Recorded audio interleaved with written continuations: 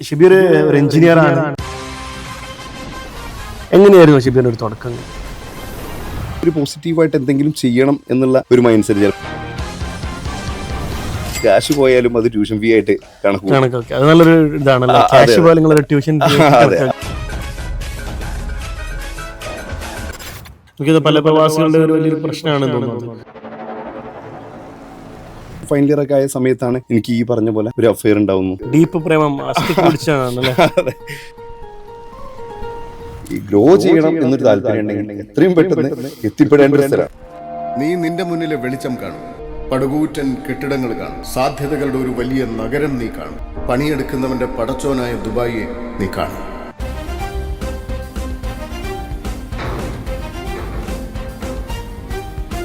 Business കുറഞ്ഞു അല്ലെങ്കിൽ ബിസിനസ്സിൽ എന്തെങ്കിലും ഇഷ്യൂ, നെക്സ്റ്റ് സ്ട്രാറ്റജി ബിൽഡ് ചെയ്യും.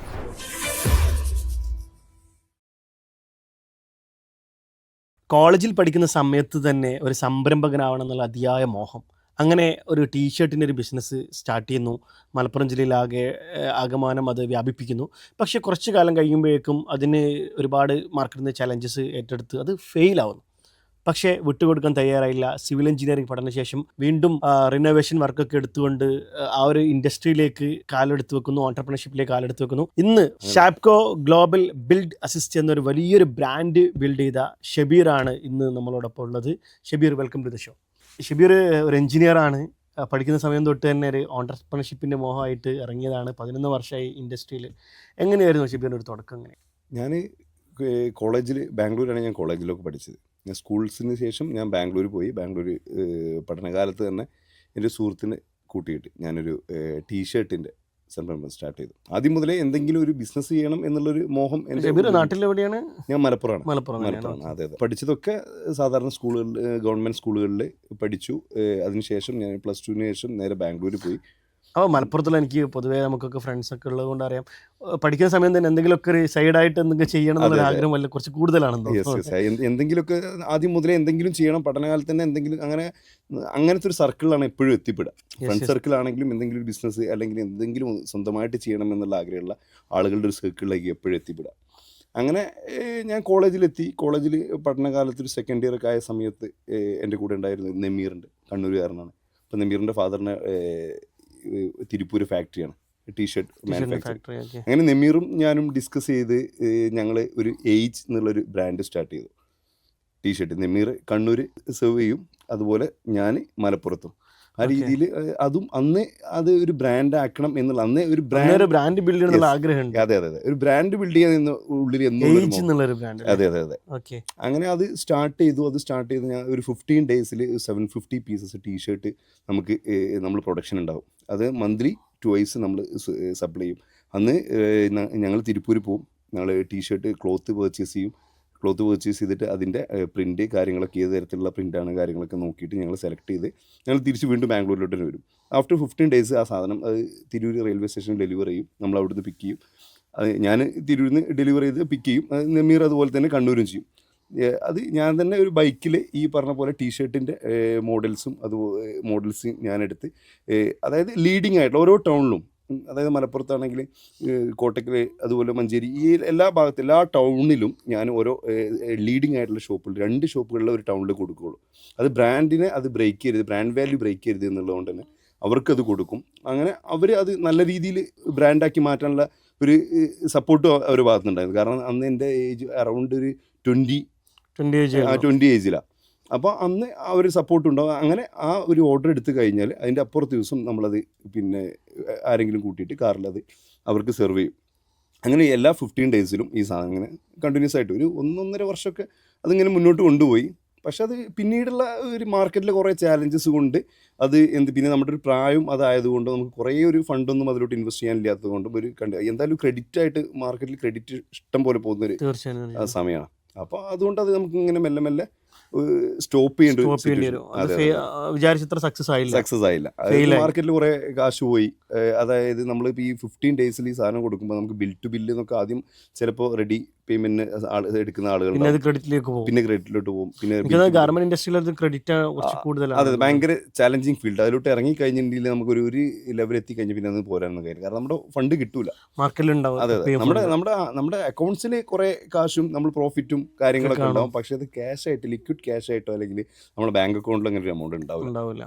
അത് പിന്നെ ആ ഒരു പ്രായം ആയതുകൊണ്ട് തന്നെ, പിന്നെ പഠിക്കുന്ന കാലം ആയതുകൊണ്ട് തന്നെ അതൊരു എക്സ്പീരിയൻസ് ആയിരുന്നു. ഭയങ്കര എക്സ്പീരിയൻസ് ആയിരുന്നു. അതായത് എങ്ങനെ ബിസിനസ് ചെയ്യണം എന്നുള്ളൊരു സ്റ്റാർട്ടിങ്. നെമീറിന് അത് ഓൾറെഡി എക്സ്പീരിയൻസ് ഉള്ള നെമീറിന്റെ കയ്യിൽ നിന്നാണ് കുറെ കാര്യങ്ങളൊക്കെ അതിൽ പഠിക്കുന്നത്. പക്ഷെ അങ്ങനെ എഞ്ചിനീയറിംഗ് പഠനത്തിന്റെ ഇടയിലാണ് ഇതൊക്കെ സംഭവിക്കുന്നത്. അതെ അതെ, എഞ്ചിനീയറിംഗ് പഠനത്തിന്റെ ഇടയിൽ ഇങ്ങനെ ഒരു ബിസിനസ് തുടങ്ങുന്നു, അങ്ങനെ അത് ഫെയിൽ ആവുന്നു. പിന്നീട് എന്തായിരുന്നു? അത് കൊണ്ട് നടക്കുന്ന സമയത്ത് തന്നെ പിന്നെ ഞാൻ ഈ പറഞ്ഞ പോലെ എപ്പോഴും ഒരു പോസിറ്റീവായിട്ട് എന്തെങ്കിലും ചെയ്യണം എന്നുള്ള ഒരു മൈൻഡ് സെറ്റ്. ചിലപ്പോൾ ബാംഗ്ലൂരിൽ നിന്നാണെങ്കിലോ എവിടെ നിന്നാണെങ്കിലും ഒരു ഓൺട്രപ്രണർഷിപ്പ് ഒരു തോൽവിയിൽ പിന്നെ ഇല്ല. ഞാൻ അങ്ങനെ എന്ത് പരാജയമാണെങ്കിലും ഞാൻ അതിനെ ലേണിങ്സ് ആയിട്ട് എടുക്കും. ഒരു ക്യാഷ് പോയാലും അത് ട്യൂഷൻ ഫീ ആയിട്ട് കണക്ക്. അതെ, അത് നമ്മൾ പരാജയപ്പെടുന്ന അല്ലെങ്കിൽ നമ്മളൊരാൾ പറ്റിക്കുന്ന വെച്ചാൽ നമ്മളുടെ പരാജയ. തീർച്ചയായും. അതായത് നമ്മളൊരാൾ ഒരു 100 രൂപ പറ്റിച്ചു കഴിഞ്ഞാലും അത് നമ്മളുടെ റെസ്പോൺസിബിലിറ്റി. അതെ അതെ, അത് നമ്മൾ ഏറ്റെടുക്കുക തന്നെ വേണം. അപ്പം ഇങ്ങനെ കോളേജ് പഠിച്ച് ഒരു ഫൈനൽ ഇയർ ഒക്കെ ആയ സമയത്താണ് എനിക്ക് ഈ പറഞ്ഞ പോലെ ഒരു അഫെയർ ഉണ്ടാവുന്നു, നാട്ടിലൊരു അഫെയർ ഉണ്ടാവുന്നു. അതുപോലെ തന്നെ അത് കുറച്ച് ഡീപ്പ് പ്രേമം. അതെ, അപ്പം അങ്ങനെ അഫെയർ ഒക്കെ ഉണ്ടായി. പിന്നെ കോളേജ് കഴിയുന്നൊരു സമയമായി. എനിക്ക് ഈ പറഞ്ഞ പോലെ ഞാൻ ജോലിയോ കാര്യങ്ങളൊന്നും ആയിട്ടില്ല. കല്യാണം കഴിക്കണം, സെറ്റിൽ ആവണം. കല്യാണം കഴിക്കണം എന്നുണ്ടെങ്കിലൊക്കെ കുറെ ചാലഞ്ചസ് ഉണ്ടല്ലോ. അപ്പോൾ സ്വാഭാവികമായിട്ട് നമുക്കൊരു ഇൻകം വേണം, സെറ്റിൽ ആവണം. അപ്പം അങ്ങനത്തെ ഒരു പൊസിഷനിൽ പിന്നെ അത് കല്യാണം കുറേ ചാലഞ്ചസിൻ്റെ ഇടയിൽ അത് കല്യാണം ഉറപ്പിച്ചു. പിന്നെ അങ്ങനെ ഫാദർ മരണപ്പെട്ടു. പിന്നെ അതിൻ്റെ ആഫ്റ്റർ 6 മന്താണ് എൻ്റെ നിക്കാഹ് വരുന്നത്. അങ്ങനെ നിക്കാഹ് കഴിച്ചു. കോളേജ് ഫൈനൽ ഇയർ കഴിഞ്ഞ ഉടനെ തന്നെ നിക്കാഹ് കഴിഞ്ഞു. കോളേജ് ഫൈനൽ ഇയർ നിക്കാഹ് കഴിഞ്ഞു. ഫൈനൽ ഇയർ കഴിഞ്ഞ ഉടനെ തന്നെ നിക്കാഹ് കഴിഞ്ഞു.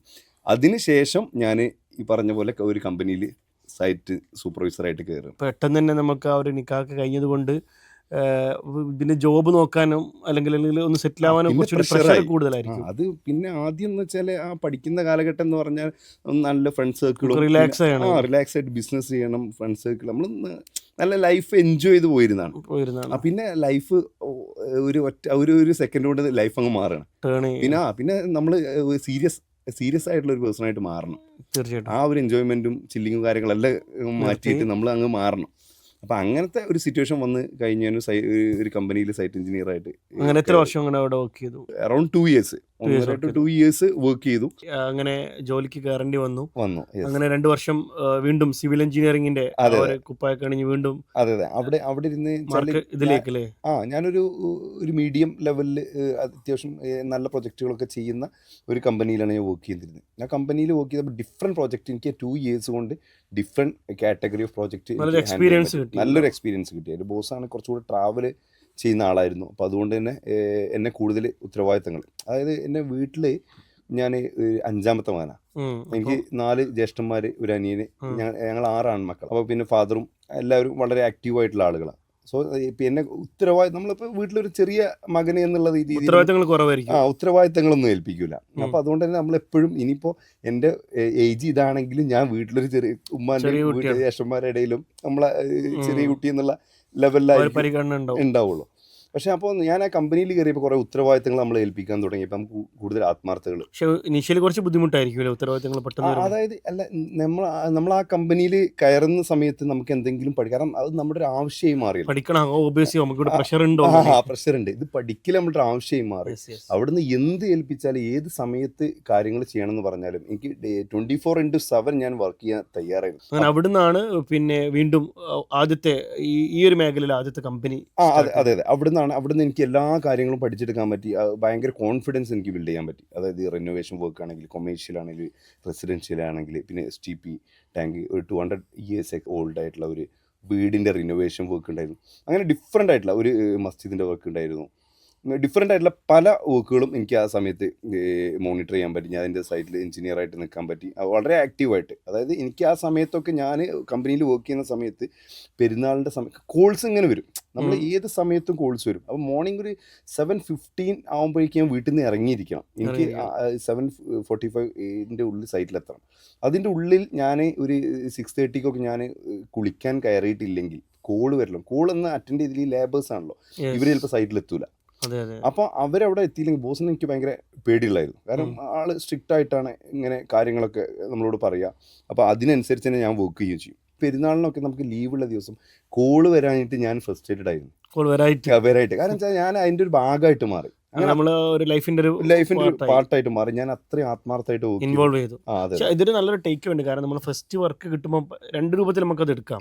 ഈ ഒരുപാട് റെസ്പോൺസിബിലിറ്റി ഒക്കെ വരുമ്പോൾ, അയ്യോ നമ്മളിപ്പോൾ എസ്പെഷ്യലി കോളേജെല്ലാം കഴിഞ്ഞ് പെട്ടെന്ന് ഒരു വർക്ക് വരുമ്പോൾ ഇതൊന്നും നമുക്കൊരു ലേസി മോഡായിരിക്കും. ഇപ്പം നമ്മൾ ഫസ്റ്റ് കരിയർ സ്റ്റാർട്ട് ചെയ്യുമ്പോൾ, അല്ലെങ്കിൽ നേരെ തിരിച്ച് നിങ്ങൾ ഉപയോഗിച്ചതുപോലെ അതൊരു ഓപ്പർച്യൂണിറ്റി ആക്കുന്നു, റെസ്പോൺസിബിലിറ്റി എടുക്കുന്നു, അതിൽ കംപ്ലീറ്റ്ലി അങ്ങോട്ട് ഇൻവോൾവ് ആയിട്ടാകുമ്പോൾ അതിൻ്റെ ഒരു ഗ്രോത്ത് ഇപ്പം നമുക്കത് കാണാൻ പറ്റും. തീർച്ചയായിട്ടും. എനിക്ക് ആ ഒരു 1.5 വർഷം 2 വർഷം കൊണ്ട് ഞാൻ ഒരു 1.5 വർഷം കഴിഞ്ഞ ഉടനെ തന്നെ ഞാൻ പാരലലി എൻ്റെ ഫ്രണ്ട് സുബൈറിൻ്റെ വീടിൻ്റെ റിനോവേഷൻ വർക്ക് വന്ന സമയത്ത് സുബൈറിനോട് ഞാൻ ഞാൻ അത് ചെയ്യാം എന്ന് ആവശ്യപ്പെട്ടു, എനിക്കൊരു സ്റ്റാർട്ടിങ്ങിന് വേണ്ടി. പിന്നെ സുബൈർ യുയിൽ വർക്ക് ചെയ്യുന്ന സമയമാണ്, എന്നെ ആ വർക്ക് ഏൽപ്പിച്ചു. എനിക്കത് പിന്നെ ആ വർക്ക് പാരലലി അത് ചെയ്യാൻ പറ്റി. ആ വർക്ക് ഇങ്ങനെ ചെയ്ത് അതാണ് എൻ്റെ ഫസ്റ്റ് പ്രൊജക്റ്റ്. അങ്ങനെ ഫസ്റ്റ് പ്രൊജക്റ്റ് സ്റ്റാർട്ട് ചെയ്ത് പിന്നെ ഞാൻ കമ്പനിയിൽ നിന്ന് പിന്നെ ഞാൻ റിസൈൻ ചെയ്തു. എനിക്ക് സ്വന്തമായിട്ട് വേറെ പ്രൊജക്റ്റ് കിട്ടി. പിന്നെ അത് അന്ന് മുതൽ ഇന്ന് വരെ ഒരു ദിവസം പോലും നമുക്ക് പ്രൊജക്റ്റ് ഇല്ലാണ്ട് 11 years ആയിട്ട് എനിക്ക് ഇരിക്കേണ്ടി വന്നിട്ടില്ല. പിന്നെ പ്രൊജക്റ്റുകളുടെ ഒരു ഘോഷയാത്ര. അതെ തീർച്ചയായിട്ടും. അതായത് പല രീതിയിലുള്ള പ്രൊജക്ട്സ് ഉണ്ടാവും, ചെറുതും വലുതും. അപ്പോൾ ഈ മാർക്കറ്റിൽ നമ്മളിപ്പോൾ കൺസ്ട്രക്ഷൻ ഇൻഡസ്ട്രി ആയതുകൊണ്ട് തന്നെ നമ്മൾ ഫസ്റ്റ് സ്റ്റാർട്ട് ചെയ്യുന്നത് പിന്നെ കമ്പനിയാക്കി ഒരു എലഗൻ ബിൽഡേഴ്സ് എന്ന് പറഞ്ഞൊരു കമ്പനിയായിട്ട് നമ്മൾ സ്റ്റാർട്ട് ചെയ്യുന്നത് എൻ്റെ നാട്ടിൽ. Project planning, execution. അതെ അതായിട്ട് ഞാനും എൻ്റെ ഫ്രണ്ട്സും ഉണ്ടായിരുന്നു, മുനീർ, അനസ്. ഞങ്ങൾ 3 പേര് കൂടിയാണ് സ്റ്റാർട്ട് ചെയ്ത് ഞങ്ങളുടെ നാട്ടിൽ തന്നെ ഒതുക്കുങ്ങൽ എന്ന് പറഞ്ഞ പ്രദേശത്താണ് സ്റ്റാർട്ട് ചെയ്യുന്നത്. അവിടുന്ന് അത് കൺസ്ട്രക്ഷൻ ഞാൻ മാത്രമായിട്ടാണ് ചെയ്തിരുന്നത്. അവർ ഡിസൈനിങ് പാർട്ടാണ് അവർ കൈകാര്യം ചെയ്തിരുന്നത്. ആ കമ്പനി ഇപ്പോഴും ഉണ്ട്. ഞങ്ങൾ പാർട്ട്ണർഷിപ്പിൽ ആ എലഗൻ ബിൽഡേഴ്സ് എന്ന് പറഞ്ഞ കമ്പനി ഇന്നും അവിടെ ഞങ്ങൾ ഒരേ പാർട്ട്ണർഷിപ്പിൽ 11 years ആയിട്ടും ആ കമ്പനി ഇപ്പോഴും അവിടെ ഉണ്ട്. കൺസ്ട്രക്ഷൻ അന്ന് ഞങ്ങൾക്ക് അത് പ്രൈവറ്റ് ലിമിറ്റഡ് ആക്കണം, അത് ഞാൻ മാത്രമായിട്ട് ചെയ്തിരുന്ന സംഭവം കൂടെ ആയിട്ട്. അങ്ങനെയാണ് ഒരു പേഴ്സണൽ ഒരു ബ്രാൻഡിങ്ങും അല്ലെങ്കിൽ ഒരു ഷാപ്കോ എന്നുള്ള ഒരു എങ്ങനെയാണ് ഒരു ബ്രാൻഡിലേക്ക് വരുന്നത്? എങ്ങനെയാണ് പേഴ്സണൽ ബ്രാൻഡിങ് എന്നുള്ള രീതിയിലല്ല, ഞാൻ ഈ എലഗൻ ബിൽഡേഴ്സിനെ പ്രൈവറ്റ് ലിമിറ്റഡ് ആക്കാൻ വേണ്ടിയിട്ട് ട്രൈ ചെയ്തു. അപ്പോൾ അത് ബാംഗ്ലൂർ ബേസ് ചെയ്തിട്ടുള്ള ഒരു കമ്പനി ഉണ്ട് എലഗൻറ്റ്. അപ്പോൾ പ്രൈവറ്റ് ലിമിറ്റഡ് കമ്പനി ആയിട്ട് എലഗൻറ്റ് എന്നുള്ള പേരിൽ കിട്ടൂല. അപ്പോൾ 2-3 പേരുകളൊക്കെ നമ്മൾ സജസ്റ്റ് ചെയ്തു നമ്മുടെ കമ്പനി ഫോം ചെയ്യുന്ന ടീമിനോട്. അപ്പോൾ അതൊന്നും കിട്ടുന്നില്ല. അപ്പോൾ അങ്ങനെ വന്നപ്പോൾ നമ്മളിങ്ങനെ ഇതിൻ്റെ പുറകെ നടന്നിട്ട് കുറേ ടൈം പോകുന്നു. ഞാൻ പറഞ്ഞു ഷബീർ എന്നുള്ള രീതിയിൽ എന്തെങ്കിലും ഒരു പേര് അത് പിന്നെ വേറെ ആരും ഇട്ടിട്ടുണ്ടാവില്ല. അതെ അങ്ങനെ ഷാപ്കോ എന്നുള്ള പേര്. ഷാപ്കോ പിന്നെ അതിൽ എൻ്റെ ഡ്രീം എല്ലാം ഉൾക്കൊള്ളിച്ചുകൊണ്ട് തന്നെ Shapco properties and builders private limited എന്ന കമ്പനിയുടെ പേര് അന്ന് 2017 അത് രജിസ്റ്റർ ചെയ്യുന്ന സമയത്ത്. അതായത് നമ്മളിപ്പോൾ നോർമലി ഒരു സിവിൽ എഞ്ചിനീയർ ആണെങ്കിൽ മിക്ക ആളുകൾക്കും ഒരു ബിൽഡർ ആവണം എന്നുള്ളൊരു ഡ്രീം ഉണ്ടായിക്കൊള്ളുന്നില്ല. ഒരു സിവിൽ എഞ്ചിനീയർ ആവുന്നു, അതിൻ്റെ ഒരു സീനിയർ ആവുന്നു, അങ്ങനെ ഒരു കരിയറിൽ അങ്ങനെ ഗ്രോത്ത് ആയിട്ട് അങ്ങനെ പോകുന്നതിന് പകരമായിട്ട് ഒരു ബിൽഡർ ആവുന്നുള്ള ഡ്രീമും അല്ലെങ്കിൽ ഇതൊരു വലിയൊരു ഇൻഡസ്ട്രിയാണ് റിയൽ എസ്റ്റേറ്റ് എന്നുള്ളത്. ആ ഒരു ഇൻഡസ്ട്രിയിലേക്കൊക്കെ വെക്കാനുള്ള ഒരു പ്രചോദനം എന്തായിരുന്നു? കൺസ്ട്രക്ഷനായിട്ട് മൂവ് ചെയ്യുന്ന സമയത്ത് നമുക്ക് എപ്പോഴും എൻ്റെ മൈൻഡ് എപ്പോഴും ഗ്രോത്ത്, നെക്സ്റ്റ് സ്റ്റെപ്പ് എന്താ, നമ്മൾ എന്ത് ചാലഞ്ച് വന്നാലും ഞാൻ സ്ട്രാറ്റജി ബിൽഡ് ചെയ്തിട്ടാണ് ചാലഞ്ചിനെ ഞാൻ ഓവർകം ചെയ്യുക.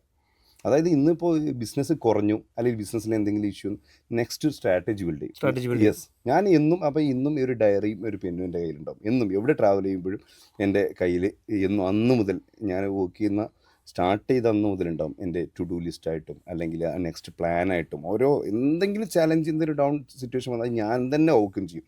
ഞാൻ വേറെ ആളുകളോ വേറെ കാര്യങ്ങളോ ഒന്നും ഫോളോ ചെയ്യുന്നു. അപ്പോൾ ഈ ഒരു സമയത്ത് ഞാനിത് ഇങ്ങനെ നമുക്കിത് എവിടേക്ക് എത്തിക്കണം എന്നുള്ള നമുക്കൊരു വിഷന്, ഒരു ഗോള്, നമ്മുടെ ലൈഫിൽ നമുക്ക് അതൊക്കെ ഉണ്ടെങ്കിലാണല്ലോ നമുക്ക് ജീവിക്കാനുള്ള. ഡെവലപ്പർ ആവണം എന്നുള്ളൊരു ആഗ്രഹം ഉണ്ടായിരുന്നു. പിന്നീട് നമ്മൾ ശോഭ, കോൺഫിഡൻറ്റ് എന്നുള്ളതൊക്കെ നമുക്ക് ഭയങ്കര നമ്മുടെ നാട്ടിൽ നിന്ന് വന്ന് ഇൻസ്പയറിങ് ഒരു സൗത്ത് ഇന്ത്യയിൽ തന്നെ ഒരു ലീഡിങ് ബ്രാൻഡായി. ഇപ്പോൾ ഇവരൊക്കെ ഈ പറഞ്ഞ പോലെ ഈ രീതിയിൽ പിന്നെ യു എയിലും ഒരു ഗ്ലോബൽ മാർക്കറ്റാണ്, യു എയിലും ഇവിടെ എത്തി. അപ്പോൾ എവിടെ എത്തിക്കഴിഞ്ഞാലും നമ്മുടെ നാട്ടിൽ നിന്ന് വന്ന മലയാളീസായിട്ടുള്ള ആളുകൾ ഇപ്പോൾ വേൾഡിൻ്റെ ഒരു ടോപ്പ് പൊസിഷനിൽ ഒരു പ്ലേസ് ചെയ്യാൻ അവർക്ക് കഴിഞ്ഞിട്ടുണ്ട്. അങ്ങനെയാകുമ്പോൾ ഒരുപാട് ബിൽഡേഴ്സ് ഉണ്ട്, അല്ലെങ്കിൽ ഒരുപാട് റിയൽ എസ്റ്റേറ്റ് കമ്പനികളുണ്ട്. അപ്പോൾ വൈ ഷാപ്കോ, അല്ല എന്തിനാണ് കസ്റ്റമേഴ്സ് ഷാപ്കോനെ ചൂസ് ചെയ്യേണ്ടത് എന്നുള്ളത്? അതായത് ഷാപ്കോനെ ചൂസ് ചെയ്ത് എനിക്ക് എൻ്റെ കയ്യിലുള്ള കസ്റ്റമേഴ്സ്, അപ്പോൾ ഞാൻ സെർവ് ചെയ്തിട്ടുള്ള കസ്റ്റമേഴ്സ് ഇന്ന് വരെ എനിക്ക് പുറത്ത് പോയിട്ടില്ല. ഞാനൊരു പ്രൊജക്റ്റ് ചെയ്ത് കൊടുത്തു കഴിഞ്ഞാൽ അവരാണ് എൻ്റെ റെഫറൽ പാർട്ട്നേഴ്സ്. എന്താണ് നിങ്ങളൊരു സക്സസ് സീക്രട്ട് എന്താണ്? നമ്മൾ എപ്പോഴും അവൈലബിൾ ആണ്, 24/7 നമ്മൾ അവൈലബിൾ ആണ്. അതായത് ഇപ്പോൾ നമ്മൾ ഒരു പ്രൊജക്റ്റ് അല്ലെങ്കിൽ ഒരു കാര്യം നമ്മൾ ഒരാളെ ഏൽപ്പിച്ച് കഴിഞ്ഞാൽ അയാൾ ഫോൺ എടുത്ത് നമുക്ക് റെസ്പോണ്ട് ചെയ്യുക എന്നുള്ളതാണ്. നമ്മൾ ഓരോ പ്രൊജക്റ്റ് ഏൽപ്പിക്കുന്ന ആളുകളും ഒന്നീ ബിസിനസ് ചെയ്യുന്ന ആളുകളായിരിക്കും, അല്ലെങ്കിൽ അത്യാവശ്യം നല്ല പൊസിഷനിൽ ജോലി ചെയ്യുന്ന ആളുകളായിരിക്കും. ഇവരുടെ ഒരു ഫ്രീ ടൈം ഉള്ള സമയത്ത് അവർക്ക് നമ്മളെ കണക്ട് ചെയ്യാൻ പറ്റുക എന്നുള്ളതാണ്. എൻ്റെ സൗദി ഉള്ള ക്ലയൻസ് ഉണ്ടാവും. അപ്പോൾ ഇവർ അവിടെ ഒരു 10 o'clock ആവുന്ന സമയത്ത് നാട്ടിലൊരു 12 മണിയായിട്ടുണ്ടാവും. ആ സമയത്തായിരിക്കും ചിലപ്പോൾ അവർ റൂമിലെത്തി ഫ്രീ ആയിട്ട് ഇവർക്ക് ഇതുമായിട്ട് കാര്യങ്ങൾ പറയാൻ പറ്റുക. ആ സമയത്തും ഞാൻ അവൈലബിൾ ആയിരിക്കും. അതുകൊണ്ടാണ് ഉറക്കിൻ്റെ പ്രശ്നമാണോ കണ്ണിൽ കാണുന്നത്? സ്വാഭാവികമായിട്ട് ഞാൻ ഉറങ്ങുകയെന്ന് വെച്ചാൽ ഞാനൊരു 4 hours 4 to 5 മാക്സിമം ഉറങ്ങാറുള്ളൂ. എന്ന് വെച്ചാൽ എനിക്ക് അങ്ങനെ, ഞാൻ ഇനിയിപ്പോൾ എത്ര ലേറ്റായി ഉറങ്ങിയാൽ എനിക്ക് മാക്സിമം 6-6:30 എനിക്ക് എണീക്കണം. അതായത് എനിക്ക് എൻ്റെ കാര്യങ്ങൾ ചെയ്തുകൊണ്ടിരിക്കണം. അതായത് ഞാനിനിപ്പോൾ ഞാൻ ഇന്നൊന്നും ചെയ്തിട്ടില്ലേ എന്നുള്ള ഒരു തോട്ടിൻ്റെ മൈൻഡിൽ. ഇപ്പോൾ ഒരു ലീഡർഷിപ്പ് ലെവലിലേക്ക് പോകുമ്പോൾ എനിക്ക് ഷബീറിൻ്റെ പ്രൊഫൈലിൽ നോക്കിയപ്പോൾ BNI ഒക്കെ കണ്ടിട്ടുണ്ട്. BNI ഒക്കെ ഈ ഒരു എന്താണ് നിങ്ങളൊരു പേഴ്സണാലിറ്റി ഡെവലപ്മെൻറ്റ് ഹെൽപ്പ് ചെയ്തിട്ടുണ്ടോ? എന്താണ്? തീർച്ചയായിട്ടും. അതായത് ഞാൻ നോർമലായിട്ട് നമ്മളൊരു കൺസ്ട്രക്ഷനായിട്ട് പോകുന്ന സമയത്ത് അറൗണ്ട് 2020 ലെവലിലാണ് ഞാൻ BNIയിൽ ജോയിൻ. ഞാൻ ഇപ്പോൾ 5 years ആയിട്ട് BNIയിൽ ഒരു 3 ടൈം ഞാൻ പ്രസിഡൻ്റൊക്കെ ആയിട്ടുണ്ട്. അപ്പോൾ ആ BNI എന്നുള്ള ഒരു പ്ലാറ്റ്ഫോമിൽ നമുക്ക് നമ്മുടെ ലീഡർഷിപ്പ് ക്വാളിറ്റി, പിന്നെ അതുപോലെ നമ്മുടെ കമ്മ്യൂണിക്കേഷന്, നമ്മളൊരു പ്രൊഫൈല് നമുക്ക് ബിൽഡ് ചെയ്യാൻ അല്ലെങ്കിൽ പേഴ്സണലി ബിൽഡ് ചെയ്യാനുള്ള കുറേ കാര്യങ്ങൾ അതിൽ നിന്ന് പഠിച്ചെടുക്കാൻ പറ്റും. ഞാൻ ഈ പറഞ്ഞ പോലെ കുറേ പ്ലാറ്റ്ഫോം JC ആയിട്ടും റോട്ടറി ആയിട്ടും ലയൺസ് ആയിട്ടും പല പ്ലാറ്റ്ഫോമിലും ഞാൻ പോകുന്നത് നമുക്ക് കുറേ ഈ പറഞ്ഞ പോലെ നെറ്റ്വർക്കിങ്ങുമായിട്ട് ബന്ധപ്പെട്ട് കുറേ ആളുകളെ കണക്ട് ചെയ്യാനും കുറേ ആളുകളുടെ ലൈഫ് സ്റ്റൈൽ. നമ്മളൊരു ബിസിനസ് ചെയ്യാമെന്ന് പറഞ്ഞു കഴിഞ്ഞിട്ടുണ്ടെങ്കിൽ ശരിക്ക് നമ്മൾ നേരത്തെ സംസാരിച്ച പോലെ നമ്മൾ ഒരിക്കലും ഒരു ബിസിനസ് ചെയ്ത് എത്ര കാശ് ഉണ്ടാക്കി കഴിഞ്ഞിട്ടുണ്ടെങ്കിലും, ഇപ്പോൾ എത്ര റിച്ച് ആയിട്ടുള്ള ആളുകളാണെങ്കിലും അയാൾക്കും നമ്മൾക്കും ഭക്ഷണം കഴിക്കാൻ പറ്റുന്നത് 3 നേരം, കൂടിപ്പോൾ ഒരു 4-5 സമയം, ഡ്രസ്സ് ഇതായിരിക്കും. അവനവൻ്റെ ആവശ്യങ്ങൾക്കുള്ള പൈസക്കും വേണ്ടിയിട്ട് എല്ലാവരും ബിസിനസ് ചെയ്യുന്നത്. അതായത് സൊസൈറ്റിയെ സെർവ് ചെയ്യാൻ വേണ്ടിയിട്ടാണ് ശരിക്കും പറഞ്ഞാൽ. നമ്മളിപ്പോൾ ഒരു സമയം നമുക്ക് പറയാറില്ല, ഒരു സമയം 2 മീലോ നമുക്ക് കഴിക്കാൻ പറ്റില്ല. അതായത് എത്ര റിച്ച് ആയിട്ടുള്ള ആളുകളാണെങ്കിലും ഇത് ശരിക്കും ഒരു സൈക്കിളാണ് അല്ലേ? നമുക്ക് ഇതൊരു നമ്മളിതിന് അഡിക്റ്റ് ആയിട്ട് ഇങ്ങനെ പോവാണ്. നമുക്കൊരു രസമാണത്. ഒരു ഗെയിം മോഡൽ ഇങ്ങനെ, അതായത് അതെ അങ്ങനെ കണ്ടിന്യൂ ചെയ്ത് സൂപ്പർ മാരിയോ ഒക്കെ കളിക്കുന്ന പോലെ ആ രീതിയിൽ ഇങ്ങനെ മുന്നോട്ട് പോകാൻ. അപ്പം നാട്ടിലാണെങ്കിലും ഒരുപാട് കമ്പനികളുണ്ട്, അല്ലെങ്കിൽ ഒരുപാട് കോമ്പറ്റീഷനുള്ള ഒരു ഫീൽഡ് കൂടിയാണ് ഈ റിയൽ എസ്റ്റേറ്റ് കൺസ്ട്രക്ഷൻ. ഇപ്പം നമ്മുടെ നാട്ടിൻപുറങ്ങളിലൊക്കെ പല കമ്പനികൾ ഇങ്ങനെ മുളച്ചു പൊതുന്നത് കാണാം. പക്ഷെ കുറച്ച് കഴിയുമ്പോഴേക്ക് അത് അവസാനിക്കുന്നൊന്നും കാണാം. അപ്പം ഈ ഒരു 11 വർഷം ഈ ഒരു ഫീൽഡിൽ ഒബ്വിയസ്ലി അപ്സ് ആൻഡ് ഡൗൺസും ചലഞ്ചസ് ഒക്കെ ഫേസ് ചെയ്തിട്ടുണ്ടാവും. എങ്ങനെയായിരുന്നു നിങ്ങളുടെ ഒരു ജേർണി? 2014 നമ്മൾ സ്റ്റാർട്ട് ചെയ്ത് നമ്മൾ 2017 ആയപ്പോൾ പ്രൈവറ്റ് ലിമിറ്റഡ് കമ്പനിയാക്കി. 2017 മുതൽ നമ്മൾ ഇപ്പോൾ അറൗണ്ട് ഇപ്പോൾ 2026 ആയി. ഇതുവരെയുള്ള ജേർണിയിൽ നമ്മൾ വർക്ക് ചെയ്യുന്ന സമയത്ത് നമ്മൾ ഏത് പ്രൊജക്റ്റ് കൊടുക്കുകയായിരുന്നു. ഞാൻ 400 square feet ലൈഫ് മിഷൻ്റെ വീട് ചെയ്ത് കൊടുത്തിട്ടുണ്ട്. നമ്മുടെ അടുത്ത് വരുന്ന ക്ലയൻറ്റ് എല്ലാ ക്ലയൻറ്റിനും നമ്മൾ സെർവ് ചെയ്യായിരുന്നു. അപ്പോൾ അതൊരു ഭയങ്കര മാർക്കറ്റ് സ്റ്റഡി ആയിരുന്നു. നമ്മൾ ആരെ ട്രീറ്റ് ചെയ്യണം, ആരെ ട്രീറ്റ് ചെയ്യേണ്ട എന്നുള്ളതൊരു മാർക്കറ്റ് സ്റ്റഡിയാണ്.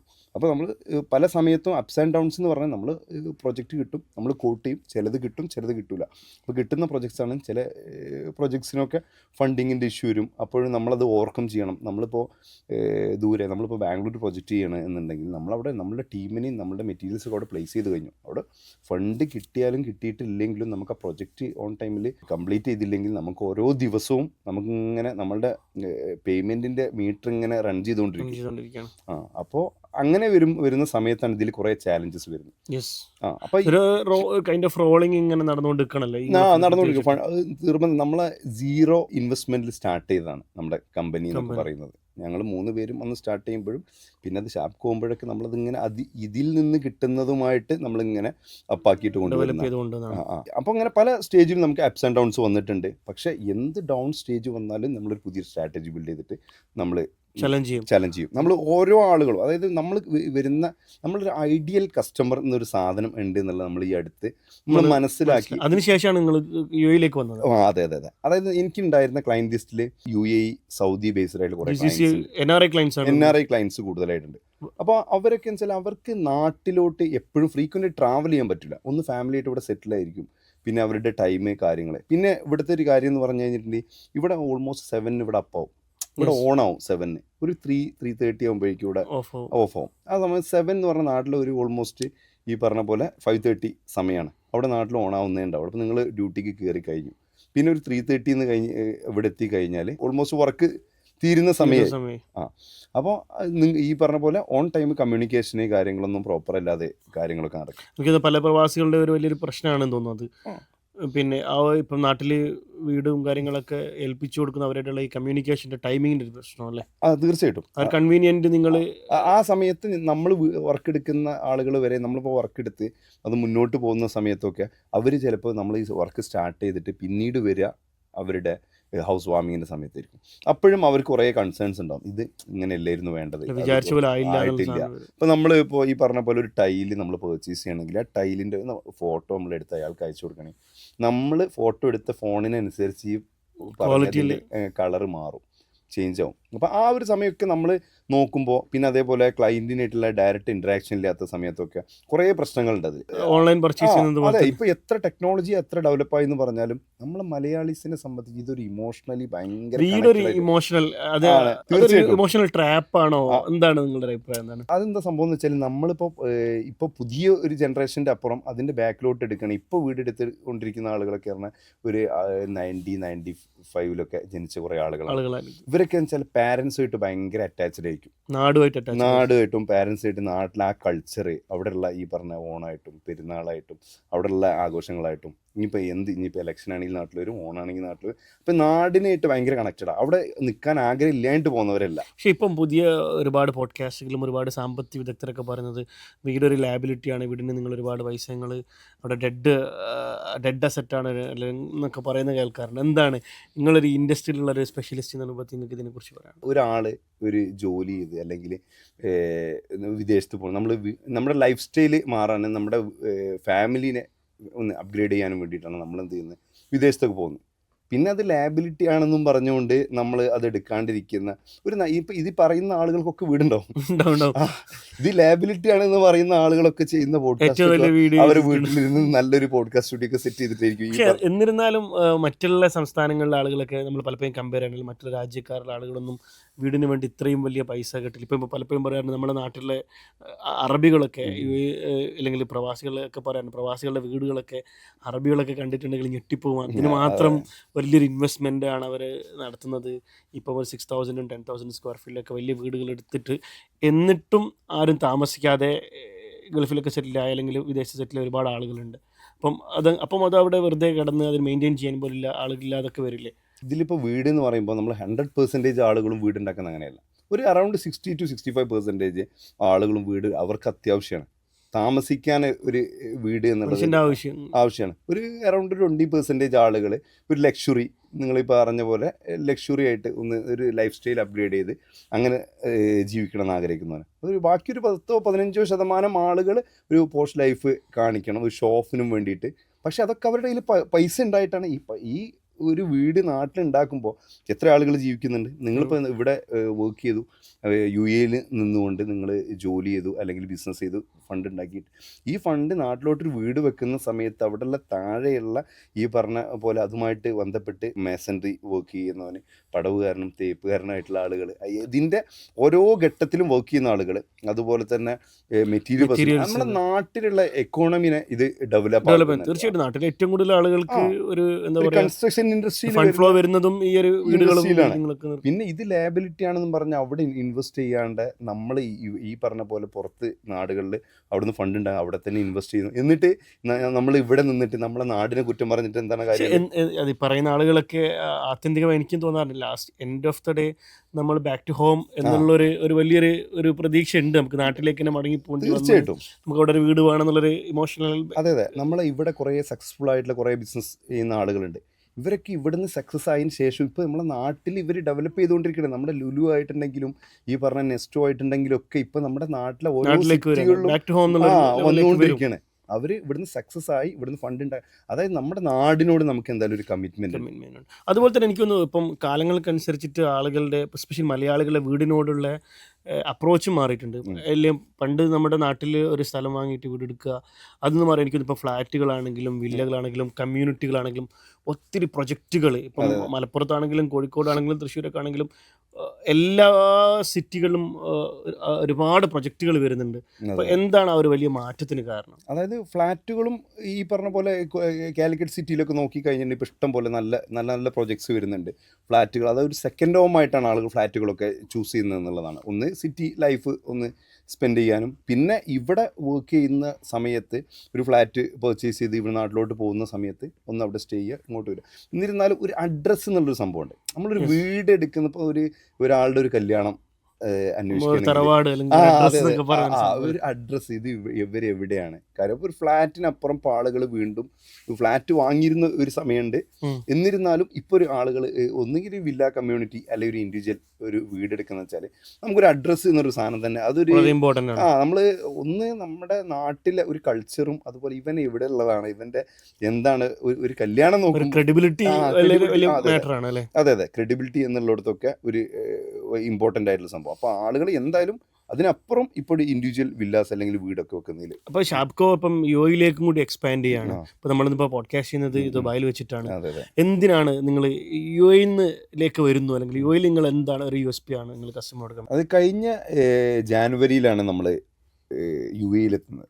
അതായത് നമ്മുടെ കുറേ കാലത്തെ നമ്മുടെ ക്ലയൻസിനായിട്ടുള്ള ഡീലിങ്ങും കാര്യങ്ങളൊക്കെ ആയിട്ട് അവരായിട്ട് കമ്മ്യൂണിക്കേറ്റ് ചെയ്ത് ക്ലയൻസ് പറഞ്ഞ ഒരു ഐഡിയയും കൂടിയാണത്. ക്ലയൻസ് നമ്മളോട് സജസ്റ്റ് ചെയ്യുന്നതാണ് നിങ്ങളങ്ങോട്ട് വാ എന്നുള്ളത്. അതായത് UAE എന്നുള്ളൊരു മാർക്കറ്റ് എന്ന് പറഞ്ഞാൽ ഒരു ഗ്ലോബൽ മാർക്കറ്റാണ്. അറൗണ്ട് ഈ പറഞ്ഞ 200 കൺട്രീസിൽ നിന്ന് ആളുകൾ വരുന്ന ഒരു കൺട്രി എന്ന് പറഞ്ഞാൽ UAE ഒരു ഹബ്ബ് UAE മാത്രമേ ഉള്ളൂ. ഇത്രയും കൺട്രിയിലുള്ള ആളുകളുമായിട്ട് ബിസിനസ് ചെയ്യാൻ പറ്റുന്നൊരു ഹബ്ബ് വേറെ ഇല്ല വേൾഡിൽ, എവിടെയില്ല. അത്രയും ഈസി ആയിട്ടും അത്ര സ്വാതന്ത്ര്യത്തോടു കൂടിയും ടാക്സിന്റെ ബെനിഫിറ്റ് ആണെങ്കിലും ഒക്കെ നോക്കാം എല്ലാം കൊണ്ടും. പിന്നെ നമ്മളെ മലയാളീസിനെ സംബന്ധിച്ച് നമ്മൾ ഡൽഹിയിലോട്ട് ട്രാവൽ ചെയ്യുന്ന അതേ ടൈമേ നമ്മൾ ഇങ്ങോട്ട് നമുക്ക് എത്താൻ പറ്റുന്ന സ്ഥലം അത്ര എല്ലാം കൊണ്ടും നമുക്ക് ഒരു മലയാളിയെ സംബന്ധിച്ച് അല്ലെങ്കിൽ ഒരു കേരളക്കാരനെ സംബന്ധിച്ച് ഗ്രോ ചെയ്യണം എന്നൊരു താല്പര്യം ഉണ്ടെങ്കിൽ എത്രയും പെട്ടെന്ന് എത്തിപ്പെടേണ്ട ഒരു സ്ഥലമാണ് ദുബായ് എന്ന് പറയുന്നത്. അതെ. അപ്പോൾ ഞങ്ങൾ കഴിഞ്ഞ ജാനുവരിയിൽ ഷാപ്കോ ഗ്ലോബൽ ബിൽഡ് അസിസ്റ്റ് എന്നുള്ള രീതിയിൽ വർക്ക് ഹിയർ ബിൽഡ്, അതായത് നിങ്ങളിവിടെ വർക്ക് ചെയ്യുമ്പോൾ ഞങ്ങളവിടെ ബിൽഡ് ചെയ്യും നിങ്ങൾക്ക് വേണ്ടിയിട്ട്. നിങ്ങളൊരു ട്രസ്റ്റബിൾ പാർട്ണർ ആയിട്ട് വർക്ക് ചെയ്തോളുന്നുള്ളത്. കേരളത്തിൽ നമ്മുടെ കർണാടകയിൽ തമിഴ്നാട്ടിൽ നമ്മുടെ ടീം എക്സിക്യൂഷൻ ടീമുണ്ട്. നമ്മൾ 11 years ആയിട്ട് എക്സ്പീരിയൻസ് ഉള്ള ടീമുണ്ട്. ഈ ടീം നിങ്ങളുടെ റിക്വയർമെൻറ്റിനനുസരിച്ച് ഇവിടെ നമ്മുടെ ഫിസിക്കലി നമ്മളുടെ ടീം അവൈലബിൾ ആണ്. ഡിസൈനുമായിട്ട് ബന്ധപ്പെട്ട് ഇതിൻ്റെ പ്രൊജക്റ്റിൻ്റെ ഡിസ്കഷനുമായിട്ട് ബന്ധപ്പെട്ട് അതുപോലെ തന്നെ നമ്മുടെ ഈ മെറ്റീരിയൽ പർച്ചേസ് നമ്മൾ നേരത്തെ പറഞ്ഞ പോലുള്ള ആ ഒരു കോംപ്ലിക്കേഷൻ വരാണ്ടിരിക്കാൻ മെറ്റീരിയൽ ഇവിടുന്ന് സെലക്ട് ചെയ്ത് ആ മെറ്റീരിയൽ നമ്മൾ അവിടെ ഡെലിവർ ചെയ്യും.